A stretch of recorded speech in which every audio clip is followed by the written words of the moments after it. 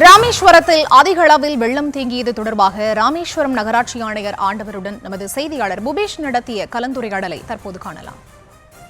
நீங்க சொல்றீங்களா சார், ஏன் அப்படி நடந்திருக்குன்றது? இப்ப இவ்வளவு பாதிப்பு ஏன் நடந்ததுன்னா மழை அதிகமா வந்திருக்கு, அவ்வளவுதான். அந்த தண்ணி போக முடியாத அளவுக்கு அந்த கால்வாய் எல்லாம் சரி பண்ணாம இருக்குல்ல சார்? அது கால்வாய் எல்லாம் போயிட்டு தான் இருக்கு, இழுவ கிடைக்க மாட்டேங்குது. பக்கத்துல கடல் இருக்குதா, எல்லாம் ட்ரைனேஜ் ஓவர் ஃப்ளோ இதை போயிட்டு இருக்குது, அது போயிட்டே இருக்குது. அது வேணா நான் உங்களுக்கு போட்டோ எடுத்து காட்டுறேன், அப்பதான் உங்களுக்கு புரியும். இல்ல நம்ம 3 நாளா களத்துல நிக்கிறோம் சார், அதனாலதான் ட்ரைனேஜ் சரியா இல்ல. நம்ம போய் என்ன சொல்லுவாருன்னா, தண்ணி போயிட்டு தான் இருக்குது, எல்லாம் ஃப்ளோ இல்ல. ஃப்ளோ நீ வேணா ஃபீல்டுல நேர்ல வாங்க, உங்களுக்கு நேர்ல வந்தா வேணா நல்லா சொல்லலாம். இல்ல ஃபீல்டு தான் சார் நாங்கள் நிக்கிறோம். சாரோட விளக்கத்துக்கு தான் சார் நாங்க தர்றேன். உங்களுக்கு வேணா ஒரு ரிப்போர்ட்டா கொடுத்துருவா என்னென்ன பண்ணு.